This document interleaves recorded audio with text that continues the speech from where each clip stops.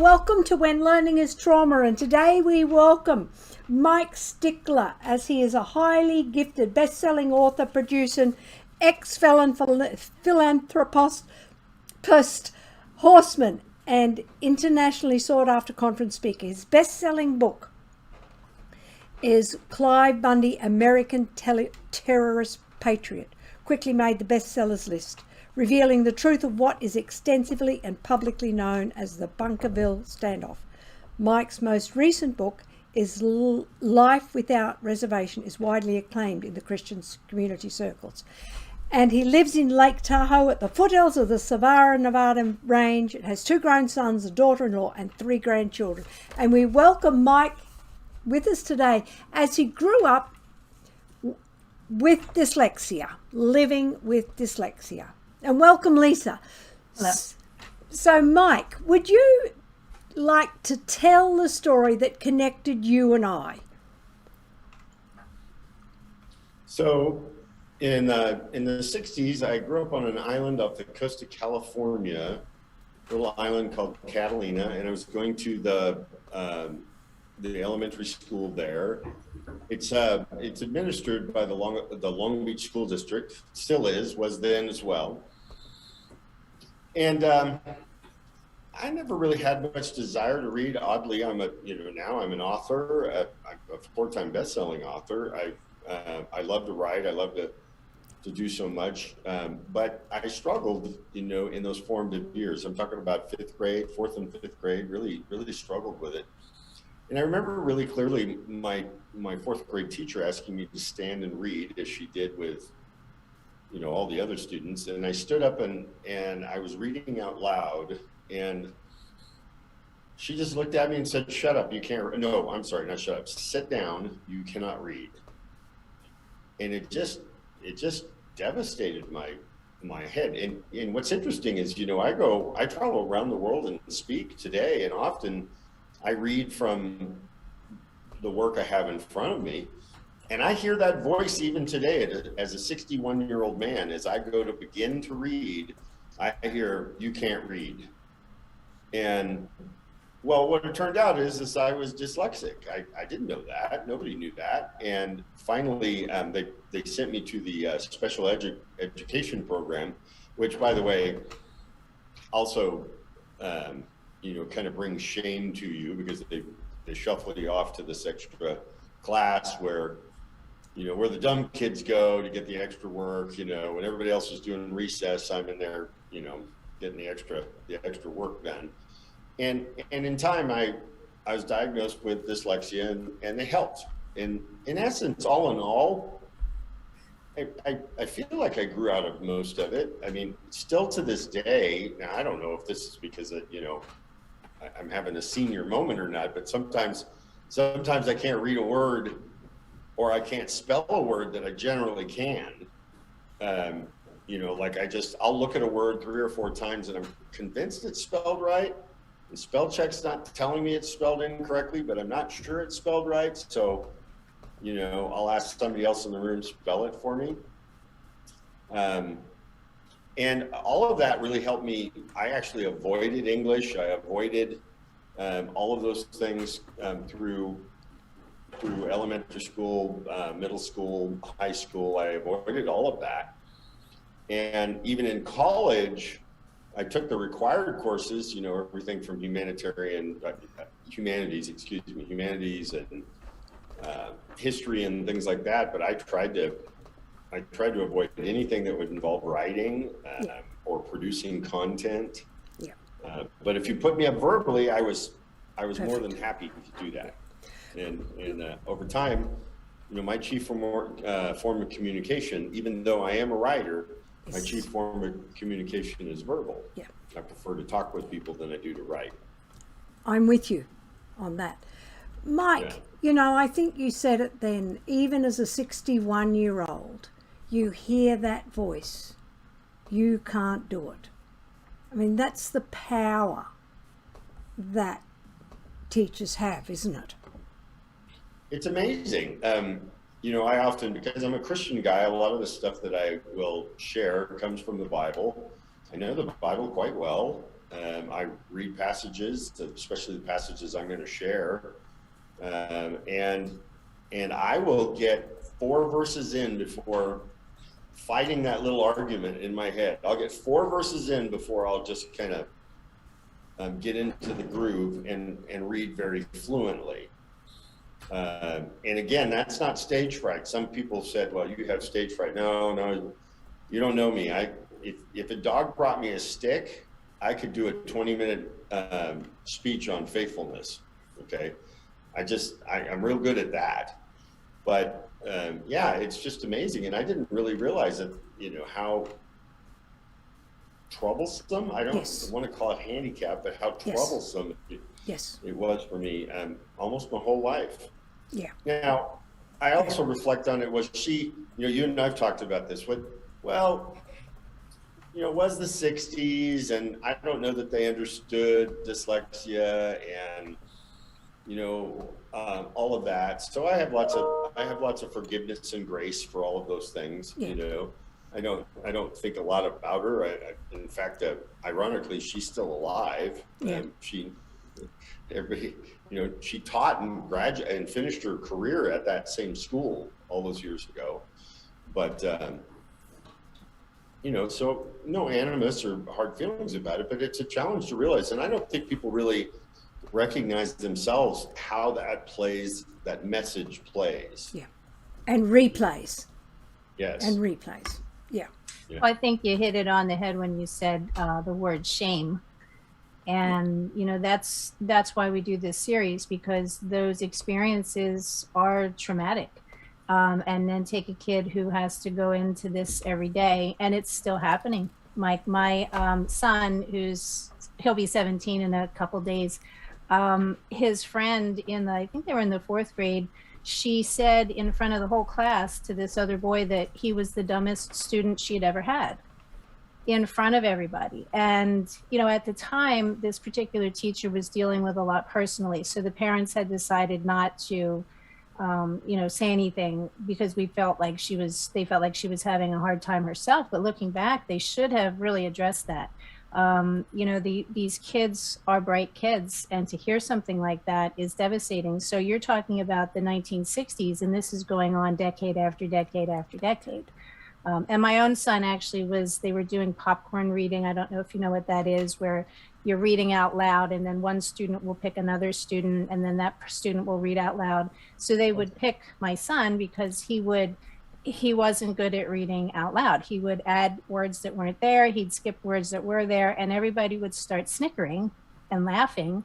And later that day, my son said, "Mom, I wish that the people that were laughing had been boys, so I could turn around and deck them." He didn't want to hit the girls, but it was traumatizing, and it's still going on. I don't know what to say to that. As my kids grew up, they never really experienced those things. They never had a disability like dyslexia. They had their own desires in education, whether they wanted to be educated or not. But I do know that for me, the challenge really, my message is not really the challenge. My message is, look, I'm an accomplished author. I run a publishing firm. I have figured out ways to compensate, because quite frankly, that experience made me, in part, not totally, made me a lazy speller, lazy at grammar. The professionals that I surround myself with, who are editors and whatnot, they laugh at me and they're like, "You just sprinkle commas wherever you think they ought to go." And I do. Okay. And I don't mind. In fact, I could care less, but couldn't care less. But they do. What's that? But they do. Yes, they do. And the good news is they get paid to fix it. So, but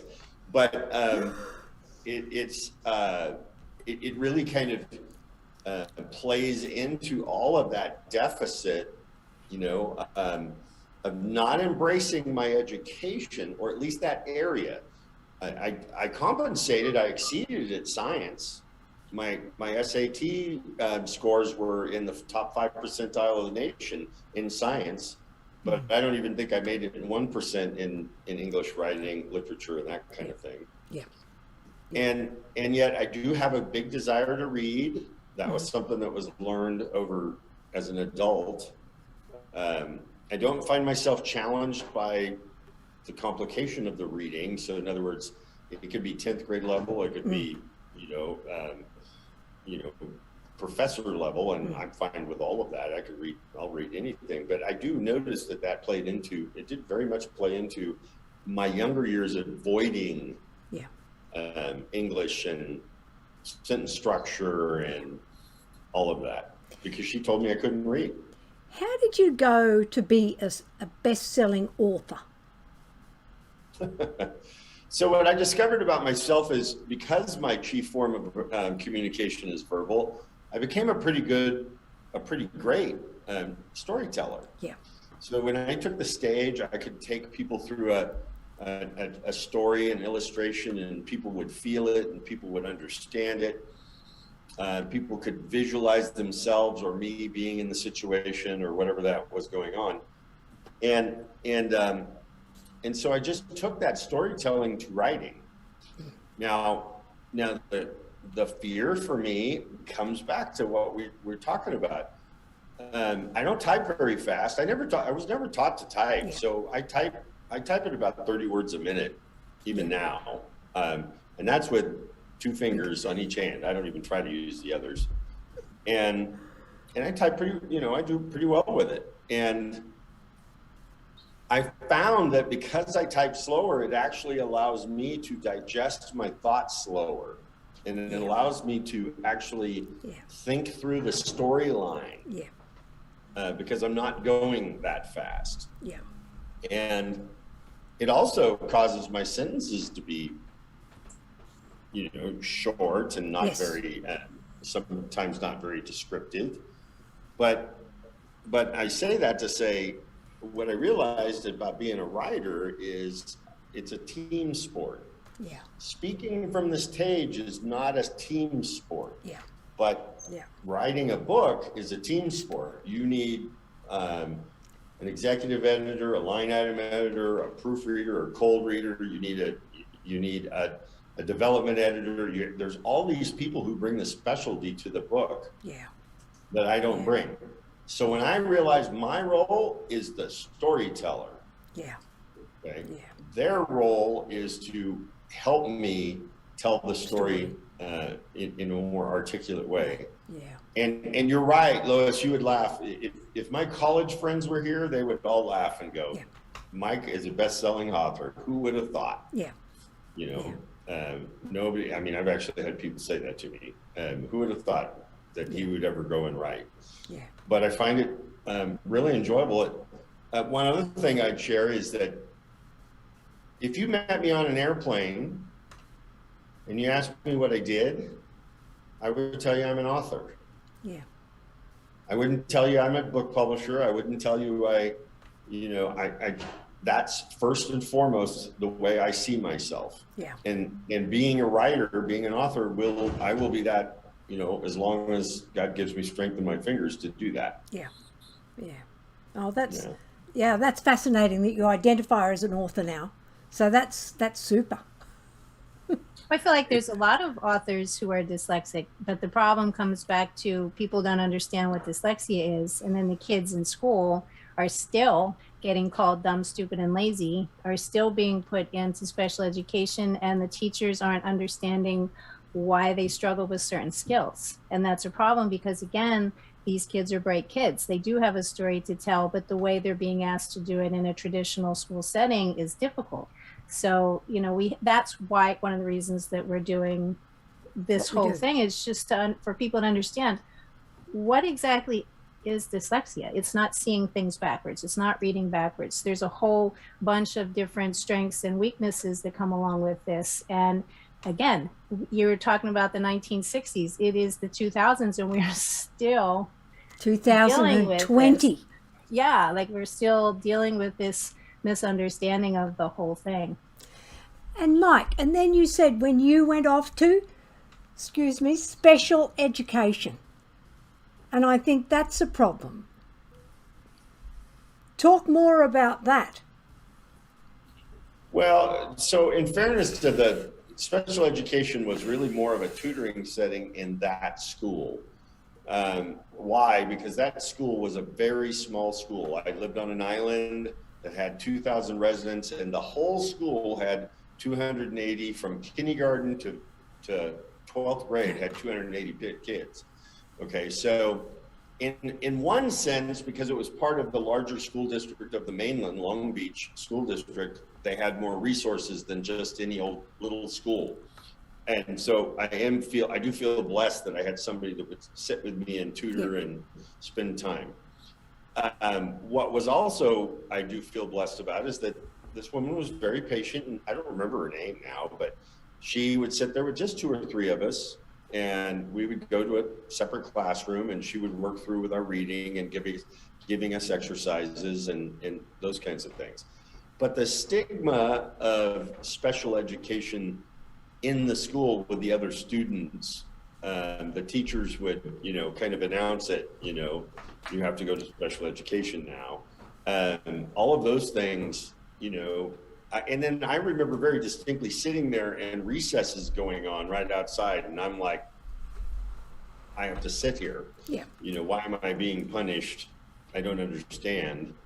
And I would look at it and say, I can read this, I can read this, but I was going through the steps that she was asking me to do because that's what I needed to do. And I was a compliant kid. Yeah.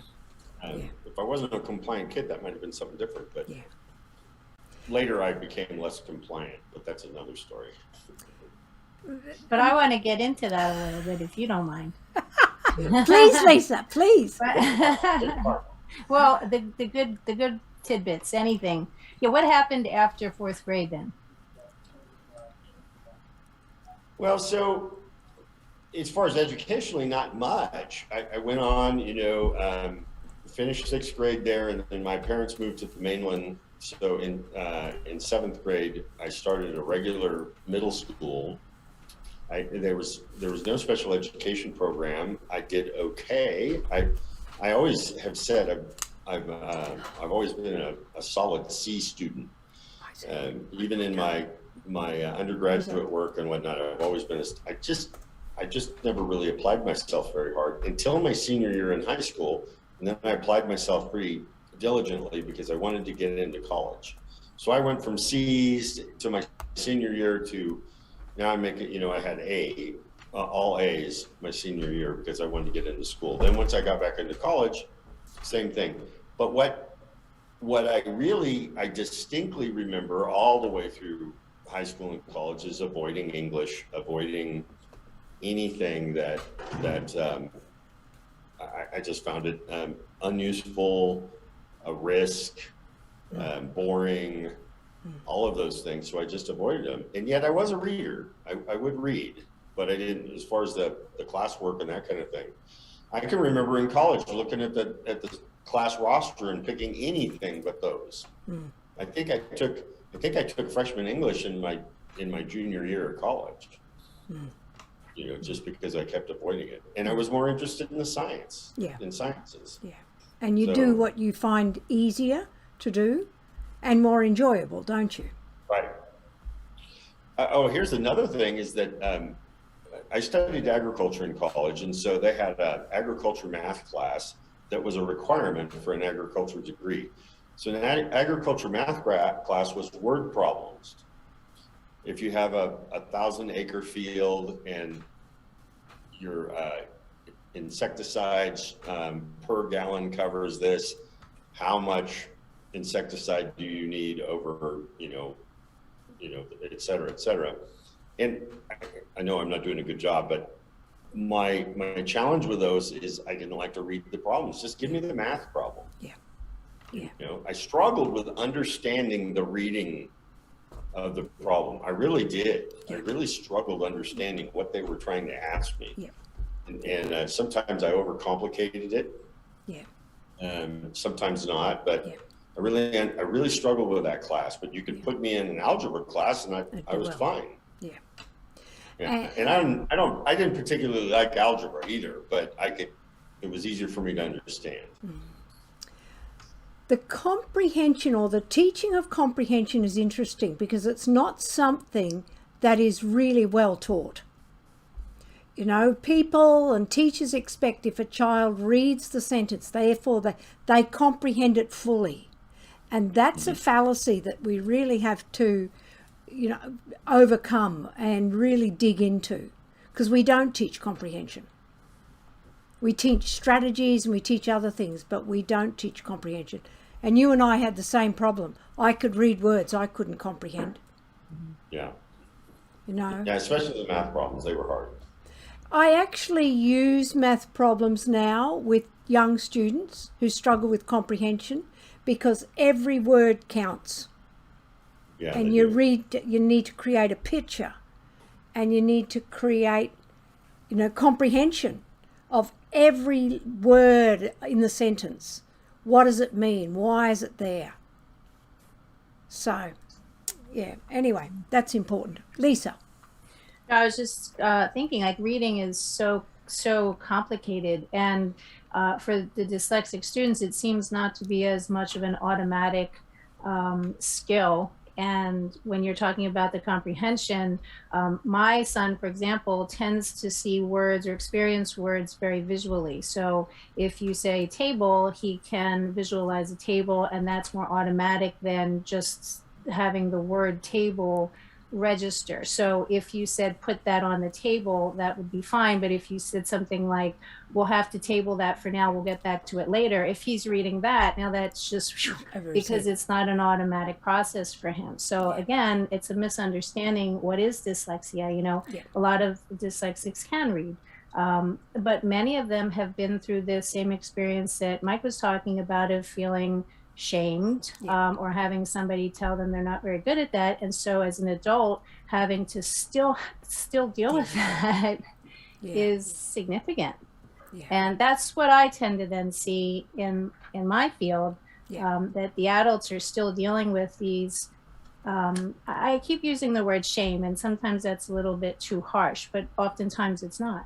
You know, to feel that as an adult and have people still misunderstand what dyslexia is, where your challenges are, and that you're not dumb, stupid, or lazy is something we have to do better at, you know, getting the information out there. Yeah. I think some of the things that helped me a lot as I grew older, well, first off, I can see that, you know, taking the stage and beginning to speak or to read and having that little voice in the back of your head saying, you know, you can't do this, could be very overwhelming for some.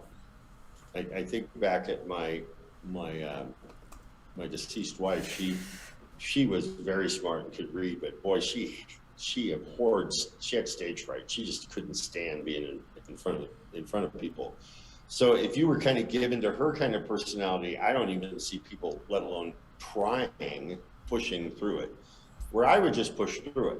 I would just buckle down and push through it, and then pretty soon and when I say seconds, I would be right into the role of it, of what I was doing and what I was saying. But I can see people just being afraid to never even getting started, or, you know, I can't do this, or it's too hard, or it's too much of a challenge, or I don't know what's wrong with me, or all of that. And then you ladies are making me think about a couple of things that have really helped me.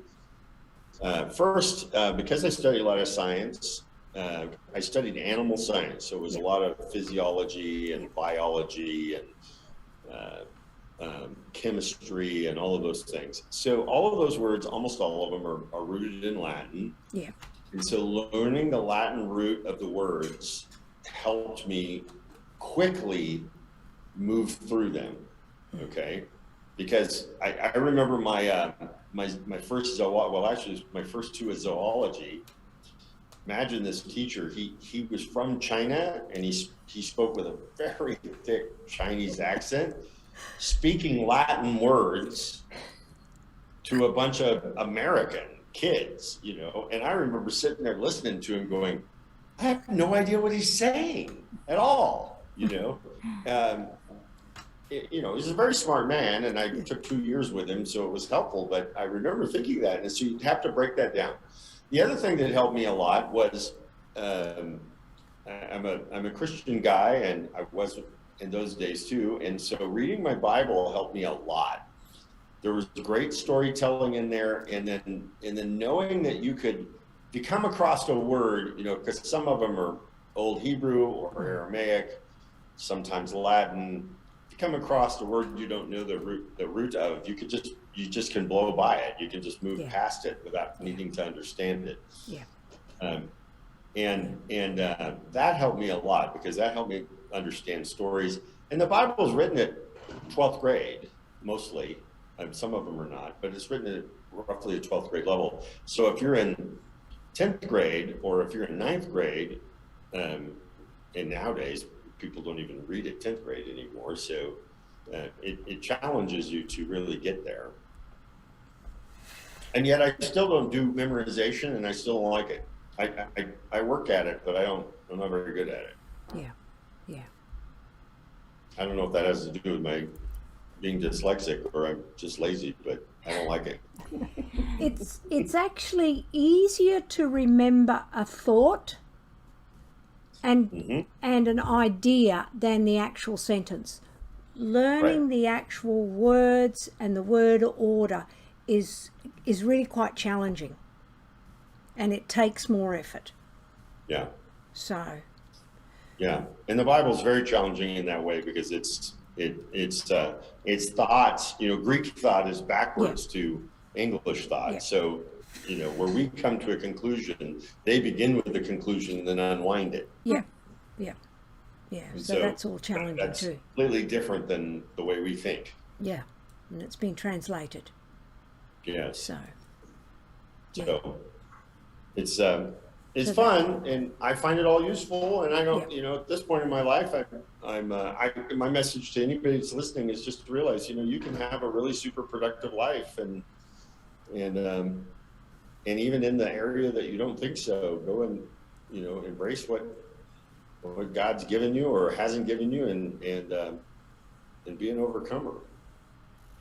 That's fantastic. That is fantastic. Be an overcomer. Yeah, and embrace it. Because, I mean, that's the challenge, isn't it? When you've been faced with shame and being put down, how you have to navigate that new route and create yourself from the damage that's been done. And shame says to the person, you are what you are, and you cannot change. And I completely reject that.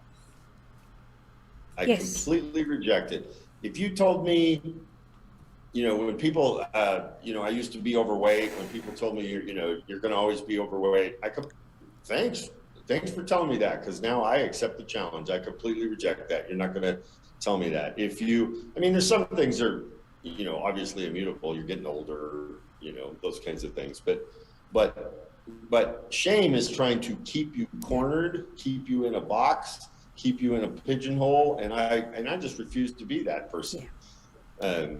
You know, and so when someone says you are what you are and you cannot change, I just say, yeah, well, you don't know me. What an inspiration to say that. You know, even for me, now I face different challenges in my life, so it's really good to hear that again. You know, it's funny, another person said to me, because I've been an entrepreneur most of my life, and one of the things about entrepreneurs is that you believe that, I genuinely believe I can do anything, whether I want to. And what do I mean by that? Invest the time, the energy, the education. I could be a brain surgeon, but do I want to, at this point in my life, do I want to spend all that time trying to learn how to do it? And by the time I do, you know, you're talking about 15 years down the road to be a brain surgeon. Quite honestly, my body may not work so well to run the scalpel in your brain. Okay, so you gotta just kind of, you know, be a realist, but believing, you know, if I set out to do that at 30, I probably could have, but at this point, no. And so don't let people corner you. Don't let whatever, everybody has some dysfunction of some sort, or one of the things I like to tell in the Christian world, I say, you can't find a functional family in the Old Testament. There isn't one, not one. Yeah. So what are you going to do about it? How are you going to get past it? How are you going to be different in it? And that's my encouragement to people who are struggling with dyslexia. Even if they're, their father, their mother, whoever told them they were dumb or lazy or whatever, don't accept it. Yeah. Keep moving. As a kid, did you have a family that was pretty supportive then with your learning challenges? Yeah, I was very fortunate to have a very loving family, intact family. My mom and dad stayed married for 42 years until my mom passed away. We loved each other. We had our squabbles. As adults, us siblings don't all, spend a lot of time together. And it was supportive. My mom, ironically, studied English in college. She was very careful to discuss with us and have us use words that were much in expanse to common English. She had us do that a lot. And so it was very supportive in that sense. But was it supportive? Like, did she sit down, or did my dad sit down and do homework with me and stuff like that? No. Yeah. No. And I watch my son. Granted, my son is the high school teacher, but he and his wife sit down and help their kids do their homework, make sure it's on track. They put a lot more effort in than even I did, let alone what my parents did. Yeah. And it's very impressive to watch. Yeah. Also, my youngest son asked me one time, "What do you think the difference is?" Because my youngest son doesn't have children, so he asked me. Because I said to him, I said, "I think you guys are both better men than I was when you were my age, and I also think my oldest son is a better father than I was." And he goes, "Well, why? Why do you think my brother's a better father than you?" And I said, "Well, I don't mean that shamefully. I mean it. There's two reasons. One, I was a real young dad, so I was still figuring out how to be a man, at 20, when I had my first child at 20. But then secondly, my son went to college and got an education in education. Yeah. And so he has a much more of a leg up in understanding things. But Mike, the world has changed too, and the role of parents has changed over the past 30 or 40 years, because I would say I didn't have the knowledge I needed with my children, and that access now to information and help parents is really huge now. Yeah, unfortunately, many of them are not taking advantage. It's the same thing with in my industry, in the book publishing industry. Here's something to think about. 29-year-old and below they can read, but they're functionally illiterate because they don't read. And you watch book sales will go like this, and you get to the age group of 29, it goes straight down. All right. I mean, it's like they just go off a cliff. And yes, you can meet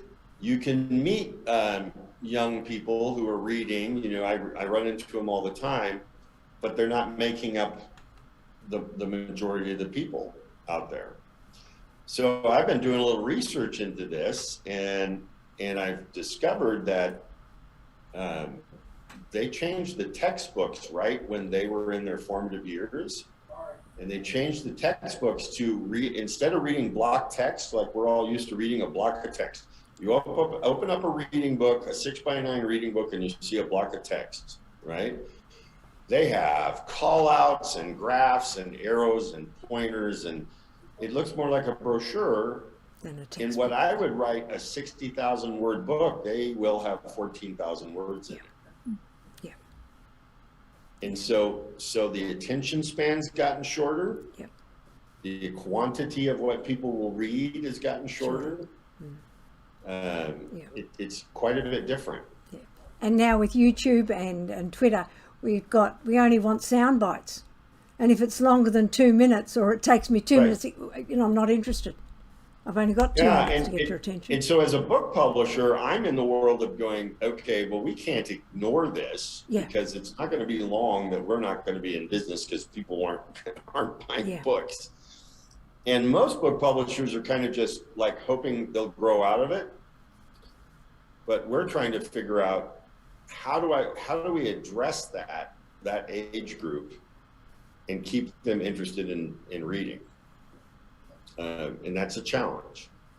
I think over the years, there's been some change in the way reading's being taught, and that's been a disaster for some people. So hopefully we'll start to see that change as they're learning more about how people do learn how to read.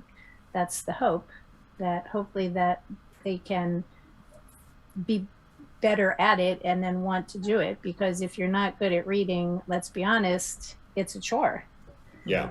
So they're, you know, but they're not lazy. It's just that it's not as much of an automatic process, and it's exhausting. You ask any, well, obviously, you know, dyslexia will be on a continuum, so you might be mildly affected by this or profoundly. And if you ask anybody that really has a difficult time reading, they'll tell you it's exhausting. Yes. Because it's not an automatic process. So, you know, instead of shaming people and saying, well, you should read more so that you could read more, I mean, we gotta figure out a better way to teach them.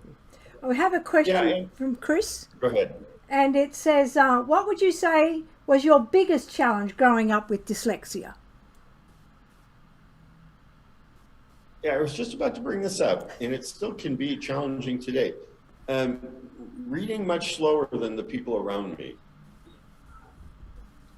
So the biggest challenge is I would read slower. Like, you walk up to a sign at a park, and your dad says, let's stop and see what this sign says, okay? Because you're at this park. Maybe it's a historical park, okay? So there's a sign there with 2 paragraphs worth of text on it, maybe 150 words, okay? Everybody else read it and walked away, and you're still reading it. Now, you're at this moment, do I walk away with them? Or do I actually want to find out what the sign said? Yeah. You know, and believe it or not, that still happens today. I mentioned my wife's passed away, and I'm dating this woman that is a lawyer. Okay, she's an attorney, and that gal reads at 600 words a minute. Right, what? Just much faster than I do. And it's funny.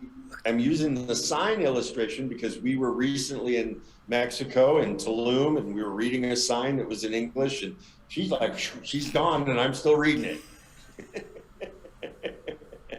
And yet, I'm to a place in life I don't care. Yes. You know, but when I was a kid, it mattered. Yeah.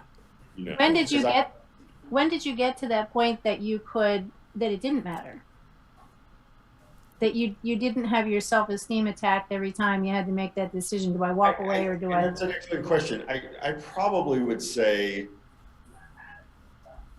in right in those end of high school and the beginning of college, right? You know, you ladies mature and you become a lot more self-confident than us guys do. Yes. And I wasn't until that place where I was confident enough in myself that I just didn't care what peer pressure was and you know, what people thought and whatnot. I was making decisions on my own. Yeah. Now, obviously that comes with different people, but I would say that was where I was. Yeah. But it still sounds like it does affect you to some degree. If every time you go to read, you have that little piece that revisits, you know, back in the 1960s. But I find it fascinating that you have gotten over that part enough to dig in and do it. So I count it like this. I think of it like this.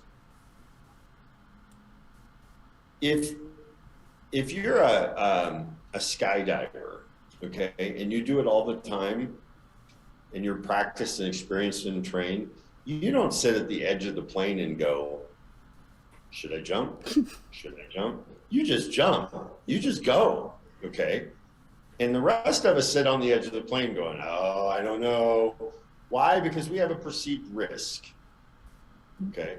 And yes, granted, there's a risk, but the professional skydiver person, they do it all the time, so that they've calculated the risk and pushed past it. And in a very micro way, that's what's happening at a sign. I'm standing there reading a sign, and I have this thought in the back of my head, even if it's in the subconscious, that says, should I finish reading this sign because I want to know what's there, or leave and not know what's said because everybody else did? There's a perception of risk.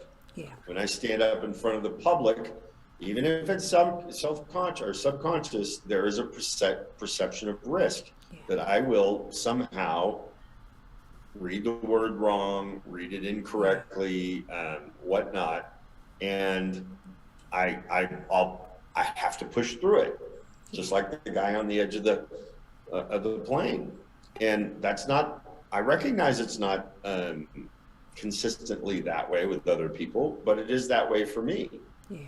You know, and the way I just said justify it is I look at other areas of my life and So I can do this. where it makes other people hesitant. It doesn't make it hesitant for me.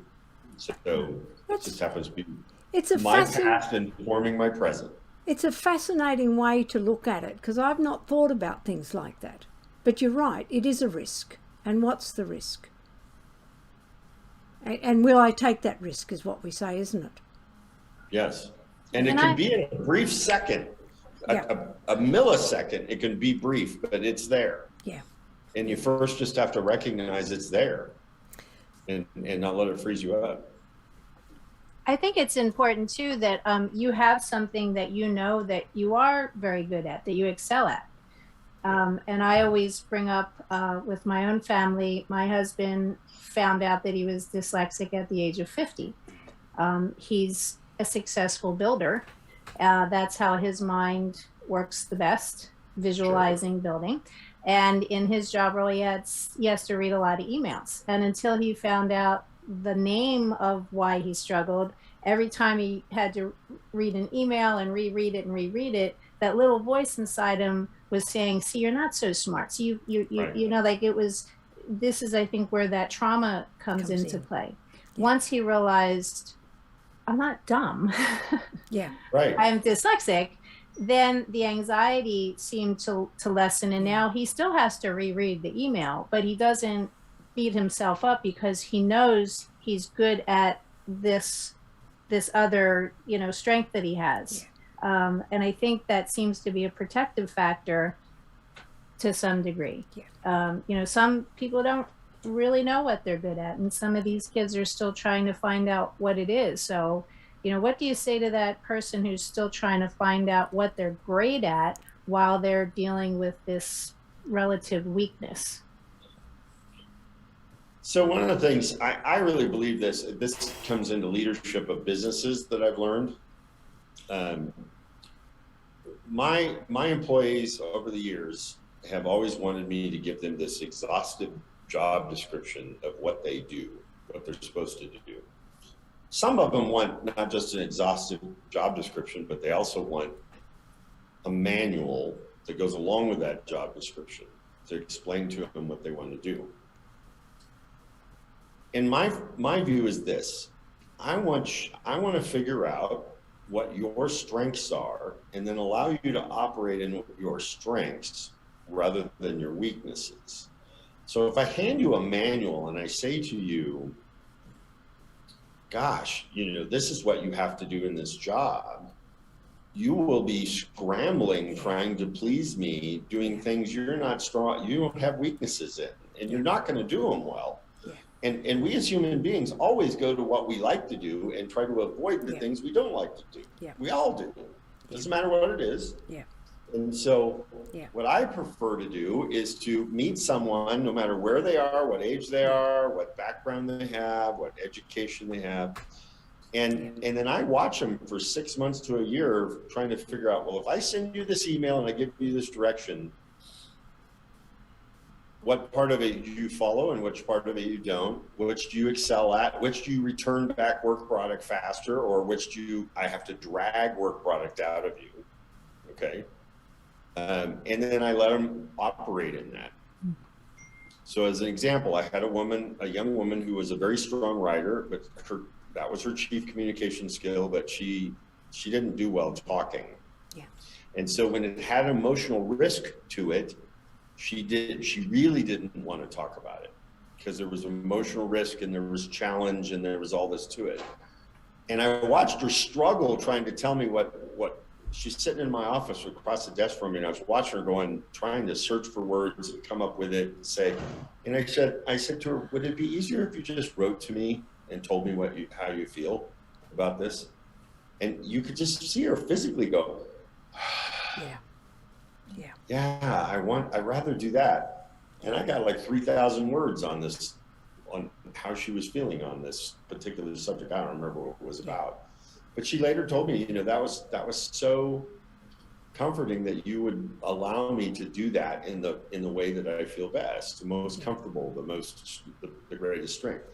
I say that. On the other hand, we need to challenge one another to grow a little bit more out of our comfort zone, but we're all that way. Yeah. So I'm not an educator. I don't do what you guys do. I have no idea if this is the right idea, but if my son or my daughter had dyslexia and I saw them struggling, I would ask them to verbally tell me stories. Yeah. I would say to them, I know you have this writing assignment. Why don't you do it? Why don't you tell the story to me verbally first? Yeah. Because I know that's where their strength is, as opposed to writing right now. Yeah. And then come back to the writing later. That's me. I mean, I don't know if that's right or not, but if I was a dad, that's how I would respond to it. And then I would say, let me write it down, and then have the child and you can read it back together. Right. I didn't know that, but okay, that's where you come in and help. Yeah. But let people operate in their strengths, especially when there's risk involved. Yeah. That could be emotionally, that could be career, that could be acceptance. I have a woman who works for me right now. I won't say her name because she works for me right now, but she's a very good writer, but she's not an American citizen. She came from another country. She's legal in the country, just to be clear, but American English isn't first. Okay. And so she's surrounded by all these very gifted writers and editors. Okay. So when I say, please write this and send it to me, where it might take me 10 minutes, it'll take her a week. Because she's got risk in it in her mind, that it'll be judged, it'll be viewed differently, it'll be whatever. And she does fine with it. She's actually just fine. Okay. But there's risk in it involved. So she'd rather tell me what she thinks than produce this kind of work product. Yeah. That's who we are for people. It's interesting that you say that, because a lot of our school system really diminishes the risk taking. With the standardized tests, everything has to be, you have to be proficient, and it really does a number on people, especially people who are, let's use the term neurodivergent, and thinking and doing things in a different way. It's they don't fit well in that mold. So maybe we're heading there. Maybe our education system really needs to change. I mean, we know it needs to change, but maybe we're finally going to get there. Yeah, there's no. I'm speaking to you as a leader of businesses now, not really, and really how to work with people, how I've learned to work with people and try to help them be successful in their job. And what the last thing I want as a leader is somebody trying to make me happy. What I actually find more productive and worth spending the money on, meaning compensating for them for the work, is them flourishing in what they do well. Yeah. And schools are a business. You think they would have that model? Yeah, I know. So the only people that mess that up are bureaucrats, and the bureaucrats are the ones that are running the schools. So the bureaucrats they're not interested at all in proficient things or efficient things. Yeah, so Can't even talk about that. You Yeah. know, our time has disappeared. And our time is up. And I think we answered Chris's question. What advice do you have for children and parents with dyslexia going through school and university? And you said it. Build on their strengths. Tell their stories. And keep pushing through it. Don't be defined by it. I like that. And I have to thank my son Isaac and his buddy Chris for their tremendous support for the show, because without them, the show would not go on. They do all my technical work. Now, Michael, where can people find you? Well, so the easiest place to find me is at leadershipbooks.com. I have some personal pages too, where I write and speak on leadership and communication. Believe it or not, my primary purpose for speaking is communication. I use, this is kind of interesting you bring it up, but my experience as a horseman, one of the things a good horseman will teach you is he'll take you out into a herd of horses and make you sit there until you figure out how to communicate with one another. And horses have a language. You have to figure out what it is.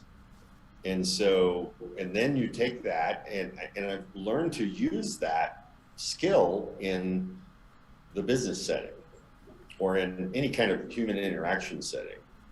And the root of it is make the wrong thing difficult and the right thing easy. Make the wrong thing difficult. So everything from emails, I train a company to, what do you want them to do? Do you want to go back and forth with 5 emails to have an appointment? Or would you like them just to make an appointment? Okay. Do you want them to click on this button or do you want them to message you? Make the wrong thing easy or difficult, the right thing easy. How do you help your staff through HR problems and stuff? And I don't mean discipline and I don't mean carrot and stick. When you're talking to a 1,400-pound horse, if you go physical, they will always win. Okay. If you go forceful, they will always win.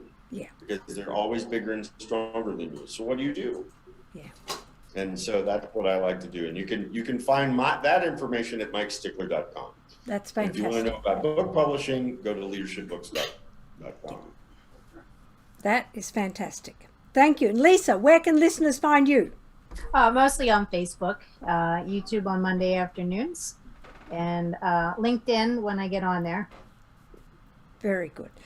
And smash the like and subscribe buttons and hit the bell for notifications for uploads to the channel, and share the channel with friends and family and with all with dyslexia who can benefit from hearing our stories and books and poems, and to know that dyslexic people are not alone and the channel can grow.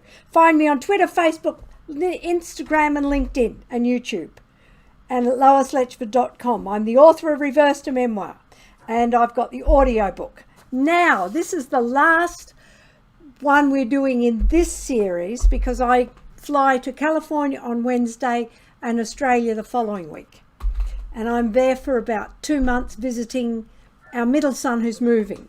So, we will be back at some stage, but I don't know when. Because I have been in a lot of pain this year and it's taken its toll on me. So I thank Lisa for all your support. And Mike, thank you for joining us today. I just appreciate all that you have given. You've got a phenomenal story and there's a lot to learn from it. And you have a lot of advice. Nice to meet you. Nice to meet you too. I'll look for you on LinkedIn. Ah, perfect. Thank you. Yes, we need to be buddies on LinkedIn. So That's right. Thank you, and we will be back at some stage. Recording in progress. Bye.